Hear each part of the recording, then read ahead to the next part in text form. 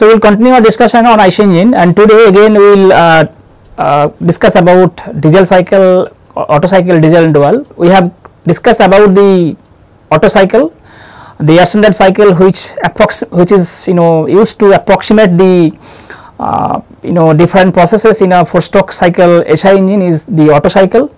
Last class we have discussed about the diesel cycle, which is the air standard cycle, which is used to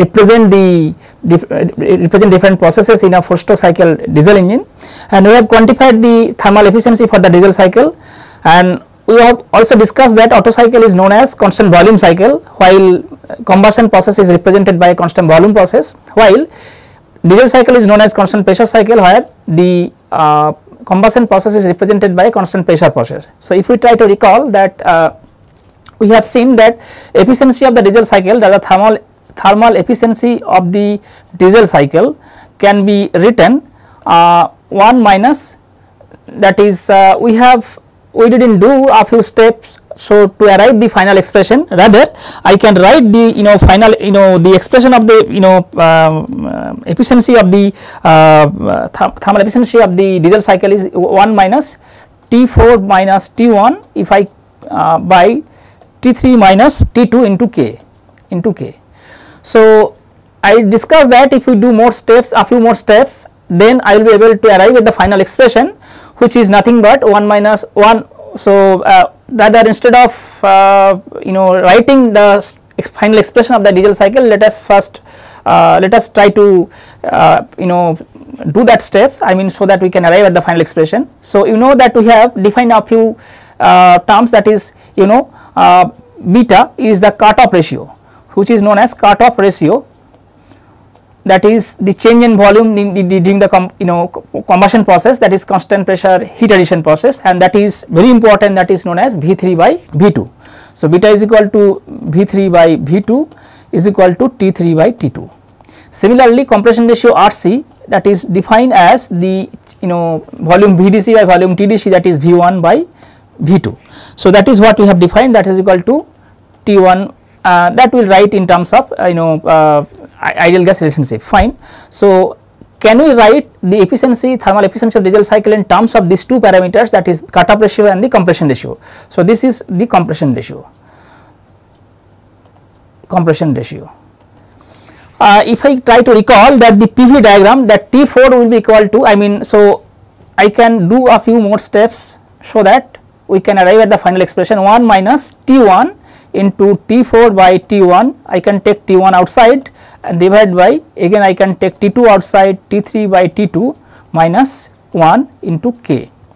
So T1 by T2 is, so T2, if I use that process 1 to 2 was the isentropic compression process. So T2 is equal to T1 into V1 by V2 to the power K minus 1, that is equal to T1 into RC to the power K minus 1. That is what I have written. So therefore T1 by T2 will be equal to 1 by RC to the power K minus 1. So I can straight write T1 by T2 is equal to 1 by RC to the power K minus 1 into T4 by T1 minus 1 divided by K into T3 by T2 is equal to beta. So this is beta minus 1. So I have to write now T4 by T1 minus 1 in terms of cut-off ratio and the compression ratio. How can I write it? And for that again we need to do a few more steps. So this is the expression, but still it contains the temperature ratio T4 by T1. So if now T4 by T1 I can write T4 by T1, that is very important things, because I have to write T4 by T1 in terms of beta and RC. So T4 by T3 is what? Because if I can recall that if I try to recall the PV diagram over here, then process 1 to 2 was like this, then 2 to 3 was combustion process, that constant pressure process, and this was 4. So this is 1, this is 2, this is 3, this is 4. So this V2 is the VTDC and this is V, this is P. So this is V2 and this is V4 or V1. So this is VVDC. So now T4 will be equal to, that is isentropic expansion process 3 to 4 is isentropic expansion power stroke. So T4 is equal to T3 into V3 by V4 to the power k minus 1, that I can write, right. So now I can rearrange this term, T3 is equal to V3 by V2 into V2 by V4 to the power k minus 1, or I can write T3 into V3 by V2 into V2 by V4 to the power k minus 1. Now question is, if I go to the next slides, that is T4 is equal to T3 into V4 by V4 by V3 by V2 into V2 by V4, V3 by V2 into V2 by V4 to the power k minus 1. Now question is, what is V4? So if I look at the PV diagram, V4 is equal to V1, that is VVDC. So I can write that T3 into V3 by V2 into V2 by V1 to the power k minus 1. This is what is. So I can write it T3 into V3 by V2 to the power k minus 1 into V2 by V1 to the power k minus 1. So what is V2 by V1 to the power k minus 1, right. So T3 is equal to, now therefore I can write T4 is equal to T3 into V3 by V2 is equal to V3 by V2, T3 into V3 by V2 is equal to beta. So beta to the power k minus 1 into V2 by V1 is equal to what? V2 by V1 to the power k minus 1 is equal to T1 by T2, is equal to T1 by T2. So this is T1 by T2 and V3 by V2 is equal to beta to the power k minus 1. Therefore I can write T4 by T1 is equal to T3 by T2 into beta to the power k minus 1. What is T3 by T2? It is, if I go back to my previous slide, T3 by T2, what is T3 by T2?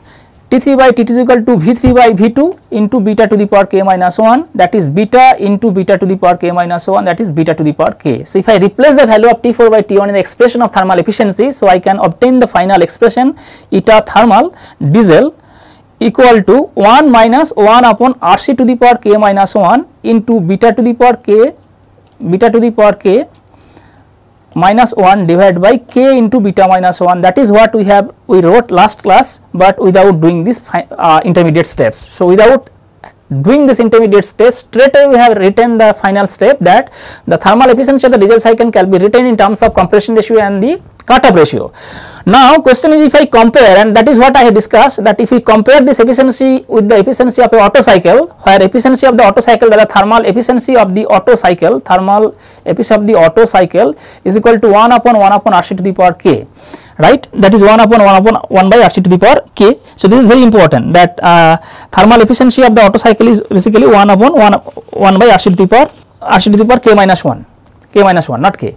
So if I compare these two efficiencies, I mean Otto cycle and diesel cycle, that we have seen that the beta is always 1, k is always 1. So the quantities in the bracket term is always greater than 1. So for a given compression ratio, efficiency of the Otto cycle will be higher, since the compression ignition engines, rather diesel engines, are normally having higher compression ratio. So the efficiency of the diesel cycle would be higher. Therefore for a given compression ratio, since the quantities given in the bracket is always greater than 1, so for a given compression ratio, efficiency of the Otto cycle will be always higher.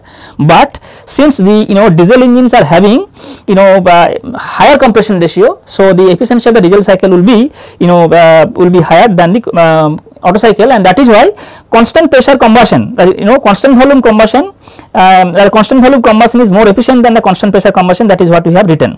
So for the given compression ratio, efficiency of the thermal efficiency of the Otto cycle will be higher than the diesel cycle. So constant volume combustion is more efficient than the constant pressure combustion. That is what we have discussed in the last class. But since diesel cycles are operated at a higher compression ratio, so efficiency of the diesel cycle will be higher. Now question is, another important term is that if these two equations are compared, then we have seen that an ideal engine should be a compression ignition engine, but should operate with the Otto cycle. Why? Because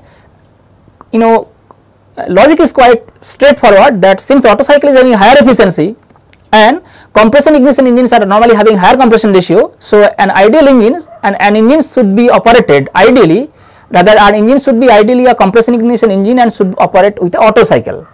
And that is why that the very important that the now recent modern diesel engines, very important that the modern high speed CI engines, rather diesel engines, are accomplishes this by doing a little change in the operating system. How? So that again I am repeating, since Otto cycle efficiency will be higher than the diesel cycle while for a given compression ratio. On the other hand, since CI engines are having higher compression ratio, so efficiency of the diesel cycle will be higher. So an engine should be ideally a compression ignition engine, and that would operate with the Otto cycle. So that is why modern high speed CI engines are modified by changing their operating, partly, rather by simple part changing their simple operating, rather the operation principle. That means modern high speed CI engines are operating with a little bit change in their operating system. By how? That we have seen that in a CI engine, what is done, that we have seen that we are utilizing the high pressure and temperature, the condition of high pressure temperature of the compressed air, so that whenever fuel will be injected and combustion will start, and that is why combustion starts late at the compression stroke, only to take into account the ignition delay. I mean, it is not possible that whenever piston will be reaching at the TDC, and if the moment whenever piston reaching at TDC, if we start injecting fuel, combustion will be completed. It won't be the case, because there will be some amount of ignition delay, and although it is of the order of millisecond, but still it is a finite time required to have a final spray pattern of the fuel. It comprising the chemical delay as well as the physical delay. So to take that effect into account, what is done is that fuel is sprayed when piston is little bit away from the TDC, and combustion lasts even when piston is coming traveling from TDC towards VDC, and that is why volume is remaining no longer constant, rather we are assuming the pressure is remaining constant. So since volume is changing little bit, so pressure is remaining constant. That was a good approximation. Now question is, instead of assuming that, if we change a little bit in the operating system, that means instead of injecting fuel late at the compression stroke, rather if fuel is injected maybe when little bit away from the TDC, maybe it around 20 degree below TDC. So whenever fuel is injected, the injected fuel, first part of the injected fuel will be combustion will be completed whenever piston is reaching at TDC. That means if we start injecting fuel in a CI engine when piston is little bit away from TDC, that is 20 degree below TDC. So by that time when piston is reaching at TDC, that time the first injected fuel will start combustion, rather combustion will be completed. So as if whenever piston is reaching at the TDC, that in volume is remaining constant, so part of the combustion is completed at the constant volume process, and remaining part of the combustion will be completed when piston is again traveling back from TDC toward VDC, and pressure will remain constant. That is what we assume for a CI engine. So our idea is that since efficiency of the Otto cycle is always higher than the diesel cycle for a given compression ratio, on the other hand CI engines are normally having higher compression ratio, so an ideal engine should be a compression ignition engine, and that would operate on an Otto cycle. That means that is why modern high speed CI engines are operated with a little bit change in their operating system. By how? So we are injecting fuel little bit away from TDC, which is 20 degree away from TDC. So first part of the fuel whenever injected, that means by the time when piston will be reaching at TDC, the first part of the fuel being injected will complete their combustion, rather the combustion is completed at constant volume. I mean whenever piston is reaching at TDC, that the volume is remaining constant. So the first part of the combustion is completed when piston is at TDC, that is a constant volume process, while remaining part of the combustion will completed when again piston is coming back from TDC, rather away from TDC, and that time we cannot say that the volume will remain constant, rather pressure will remain constant. So that means if we assume that the part of the combustion, or the first part of the combustion is completed at a constant volume process, and remaining part of the is completed at a constant pressure at constant pressure inside the cylinder, that means we are breaking off the entire combustion. Part of the combustion is completed at constant volume, and part of the combustion is completed at constant pressure. So we are utilizing the constant volume combustion, and as I said you that the constant volume combustion is more efficient than the constant pressure combustion. So we may have higher efficiency that the diesel engine, and we can have the total combustion. Since part of the combustion is completed at constant pressure and part of the combustion is completed at constant volume, and this is known as dual cycle. That means this is very important, that what is dual cycle. So analysis of this is very important, that analysis of a CI engine which is done using an air standard cycle, where part of the combustion is completed at constant volume and part of the combustion is completed at constant pressure, is known as dual cycle. So dual cycle is an air standard cycle which represents the processes of a CI engine where entire combustion is completed into two parts. First part is at constant volume and second part is at constant pressure. So now we will need to do and we need to see what is a dual cycle and how we can quantify the thermal efficiency of a dual cycle. So the concept of dual cycle is coming from the fact that the efficiency of Otto cycle is always higher than the CI engine diesel cycle for a given compression ratio. On the other hand, since compression ratio CI engines are operated with a higher compression ratio, of course compression efficiency of the diesel cycle should be higher. So an ideal engine should be a CI engine which would operate on an Otto cycle, and for that the concept of dual cycle is coming, where we are splitting the entire combustion process into two parts. First part is occurring at constant volume process, while the remaining part is occurring at the constant pressure process. So now we would like to see what is the dual cycle. That if a CI engine is operated on a dual cycle, which is now most of the modern high speed engines, CI engines are operated on a dual cycle. So if I draw the PV and PV diagram, so this is PV diagram and we have to draw the corresponding TS diagram. So this is T and this is S diagram. So again I am saying that this is the process, maybe constant pressure air intake. Then what is done is very important, that air is compressed, maybe this is process 6 to 1. So this is process 6 to 1. So this is process 6 to 1, and then so this is process 6 to 1, 1 to 2 is the isentropic compression, 2 to 3 is the first part of the combustion which is occurring at the constant volume. That means in a CI engine fuel is injected when piston is little bit away from the TDC, that is 20 degree below TDC. That means by the time when piston is reaching the TDC, the first part of the fuel being introduced will complete their combustion, that is at constant volume. The volume is remaining constant because piston has reached at TDC, and the remaining part of the combustion is completed when piston is again traversing back from TDC, that is constant pressure. So 2 to 3 is the constant volume combustion and 3 to 4 is the constant pressure combustion. This is very important. And then again we are having isentropic expansion, and then this is this is 3 to 4 and 4 to 5, 5 to 1 is exhaust blowdown, right. So sorry, so this is, let's say this is point X, I do not know, this is point X and this is point 3 and this is point 4, 3 to 4 is isentropic expansion and 4 to 1 is exhaust blowdown, and or I can say 4 to 5 and 5 to 6 is the exhaust stroke.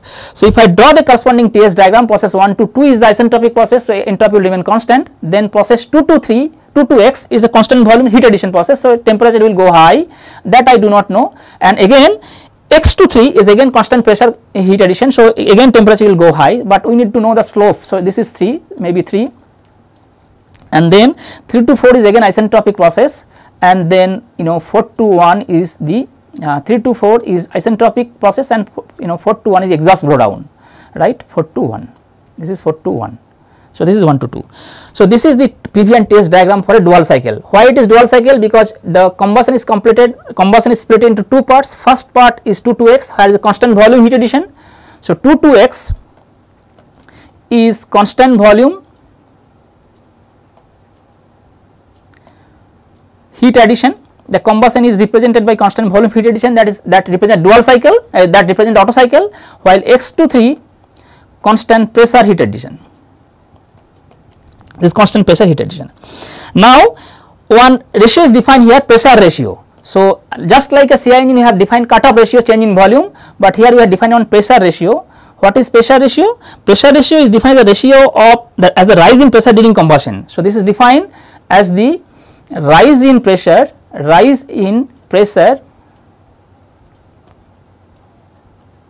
during combustion. So what is this alpha? That is Px by Px, or P3 is the peak pressure, so Px by P2, that is the, and that is equal to P3 by P2, that is equal to Tx by T2. So I can write it in terms of compression ratio, that is 1 upon Rc to the power k minus k into P2 by P into P3 by P1 into P3 by P1, because Tx that is alpha, that is known as pressure ratio. So now we have to analyze thermodynamic analysis to have a quantification of the thermal efficiency. So, as a rise in pressure during combustion is pressure ratio that is defined by alpha Px by P2 that is equal to P3 by P2. So, P3 by P2 is equal to, that is equal to what is, P3 is equal to Px is equal to Tx by T2. So, that is equal to 1 by Rc into P3 by P1. If I do some, I will get this expression if I do some some analysis, I mean if we do a few more steps. Okay, fine. So, now question is, process 2 to x, very important process 2 to x is what is process. So, we have to analyze first process 2 to x, 1 to 2 is very important process, but process x to 3 very straightforward. So, only thing we need to know that heat output and heat input. So, process 1 to 2 is a very straightforward process, I am not going to analyze. So, now we write process 2 to x. So, process 2 to x is a constant volume heat input, that is first part of the conversion. So, as I read you, this is constant volume heat input, first part of the combustion, right, first part of the combustion. So, all valves are closed, all valves are closed. Fine, valves are closed. So, how can I? So, Vx is equal to V2 is equal to Vtdc, is fine. What is W2 to x? Constant volume is 0, but what is Q2 to x? So, Q2 to x equal to Cv into Tx minus T2, that equal to, or I can write small q2 to x is equal to Cv into Tx minus T2, Tx minus T2. So, that is Ux minus U2, that is Ux minus U2, and Px is a maximum pressure, Px is equal to Pmax is equal to P3, right, is equal to P is equal to P2 into Tx by T2. That is what I have written, Px by P2 is equal to Tx by T2.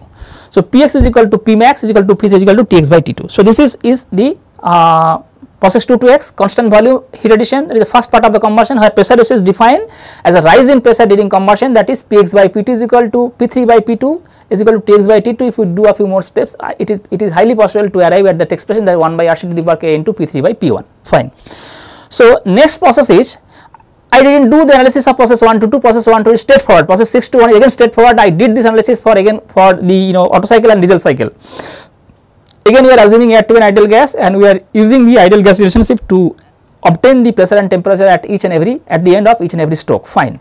Now, process, very important process, process x to 3. So, process x to 3 is constant pressure heat addition, constant pressure heat addition, and it is second part of the combustion or last part of the combustion, last part of the combustion. So, what is, I said you P3 is equal to Px is equal to Pmax is the maximum pressure. What is Qx3? Qx3 is equal to Cp into m mass flow rate of mixture into T3 minus Tx, right. So, Qx3 small specific, that is equal to Cp into T3 minus Tx, right, that is equal to H3 minus Hx. What is work done? Wx3, this is very important, constant pressure process, not constant volume process. So, that will be equal to Qx3 heat addition minus U3 minus Ux, minus U3 minus Ux is equal to what? So, Qx3 is equal to work done plus U3 minus Ux, that is equal to P3 is equal to Pmax into V3 minus Vx, change in volume. So, that is that is equal to, or Px into or equal to P3 into V3 minus Vx, because Px and P3 are equal. So, this is Vx. So, that is Wx3, and T3, if we go back, this is Tmax. If we go back to my previous slide, it is written that T3 is the maximum temperature in the cycle. So, fine, we have obtained that T3 is equal to Tmax. So, constant pressure heat addition, again all valves are closed, all valves are closed. So, both the valves are remaining closed, fine. As I defined that Cartop ratio, so Cartop ratio is, again you have to define for this case Cartop ratio, that is change in volume beta is equal to what? Beta is equal to V3 by Vx is equal to capital V3 by Vx is equal to T3 by Tx.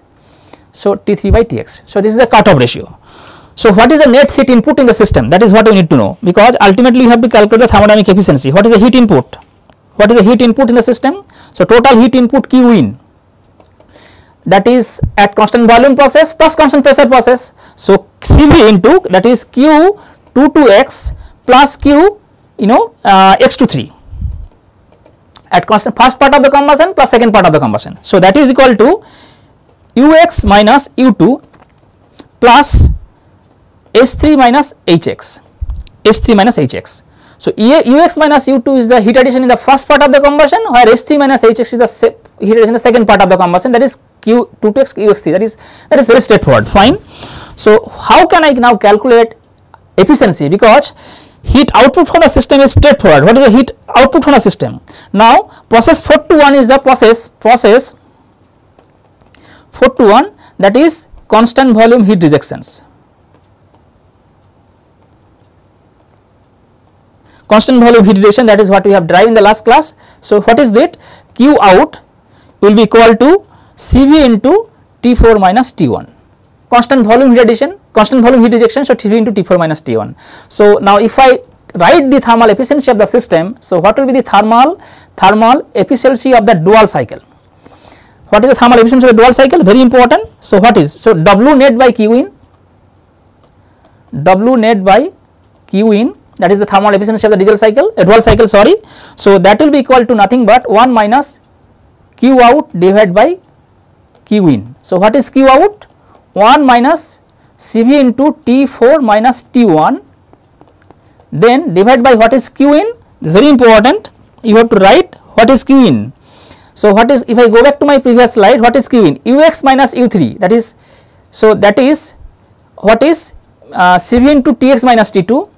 So, that is Cv into Tx minus T2 plus Cp into T3 minus Tx. So, if I write it, that Cv into is very important, Tx minus T2 plus Cp into T3 minus Tx. So, this is the heat input to the system, while heat output to the system is Cv into T4 minus T1. So, if I do a few more steps, that means I can write T4 minus T1, right, T4 minus T1 divided by Tx minus T2 plus Cp by Cv is equal to K into T3 minus Tx. So, this is the final expression K into. After a few rearrangement, if we do a few more steps, that is what I did in the first half of my lecture for the diesel cycle. That means if we do a few more steps only to have some manipulations only and in terms of some T4 different temperatures, we can write the efficiency, thermal efficiency of dual cycle in terms of cutoff ratio and pressure ratio. However, the final expression for the thermal efficiency of the dual cycle can be given 1 minus 1 upon Rc to the power k minus 1 into, what is the first term, is very important, alpha beta to the power k minus 1 divided by k into alpha into beta minus 1 plus alpha minus 1. So, this is the thermal efficiency of the dual cycle.